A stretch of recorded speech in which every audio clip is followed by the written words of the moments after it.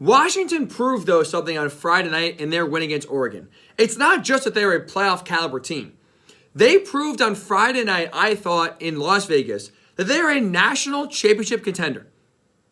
They can absolutely win the national title this year.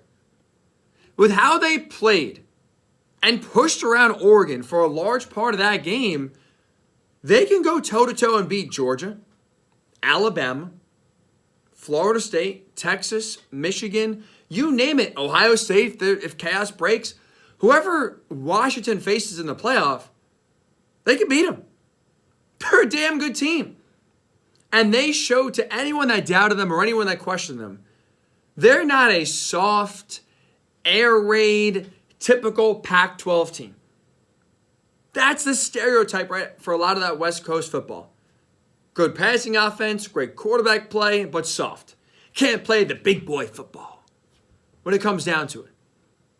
But Washington just showed you they can. Because the team they beat in Oregon on Friday night, that's an SEC team. Credit to Dan Lanning. That's a big reason why I was a big believer in the Ducks. They have built an SEC-like team out west.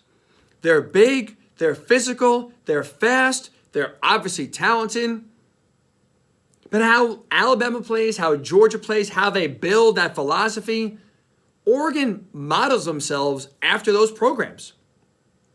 And so it was so impressive to watch Washington on Friday night push them around.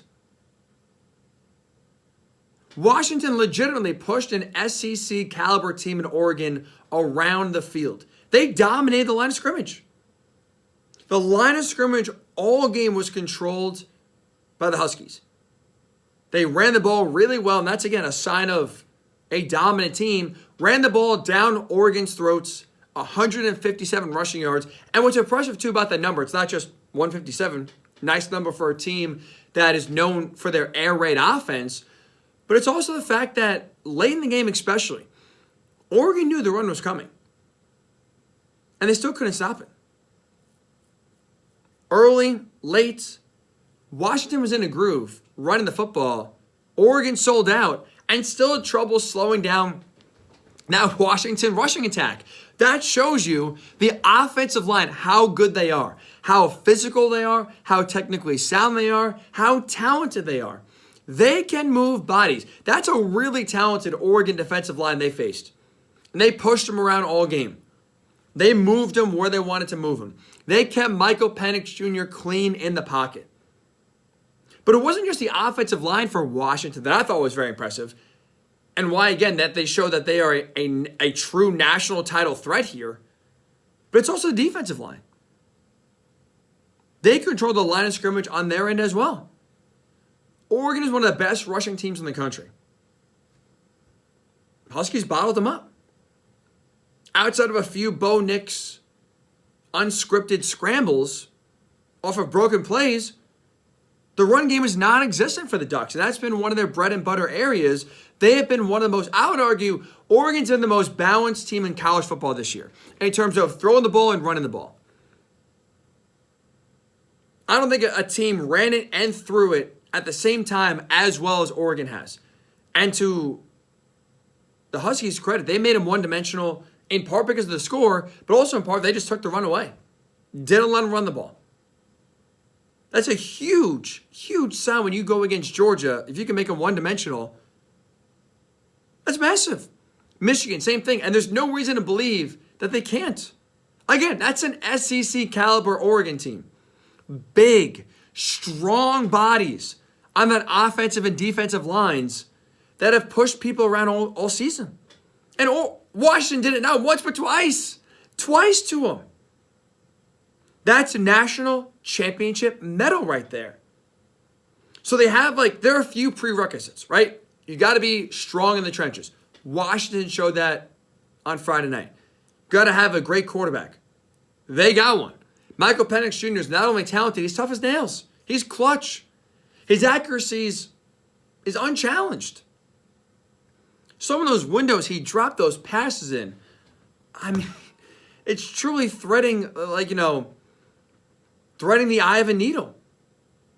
Dropping beautiful passes, a deep, talented, and now healthy wide receiving core for the Huskies now is back intact. Big time throws. Didn't panic when they had a big lead and blew it. And that's the last thing too, is they're clutch. They're not afraid of the big moment. They've had plenty of times this season where they could have folded, could have lost games, and yet they found different ways, relying sometimes on their defense, relying sometimes on their running game, relying sometimes on their passing game to win them games. They're well-rounded. And we saw that, I thought, on Friday night, especially again, leaning at times on the running game, leaning at times on their defense, leaning at times on Michael Penix Jr. to make some big throws to win them the game. They can beat you in multiple ways. But they also don't flinch. Kalen DeMoore is a tremendous head coach. He gets those guys ready to play. But the spotlight doesn't bother him. And so they're not going to be your sacrificial lamb. Right? Not a lot of people were predicting Washington to go to the playoff. Some were, not most. And usually we get those surprise teams, Michigan State back in 2015, Cincinnati back in 2020. Like, a lot of people are like, oh, they're just happy to be there. They're the sacrificial lamb. You get to the playoff, it's a great accomplishment, but then you are just food for Alabama to slaughter you, for Georgia to slaughter you, for Clemson, slaughter you. Not the case. Washington's not going to the playoff to get slaughtered. They're going there to win it. And with how they have played this season, but how they beat Oregon on Friday night, they are absolutely title contenders. They are a threat, and they're going to be a problem for anyone who plays them. They can absolutely beat Georgia. They could beat Alabama. They could beat Texas. They could beat Michigan. They could beat Ohio State. They could beat Florida State. Any team in the country, you name it, Washington can beat them.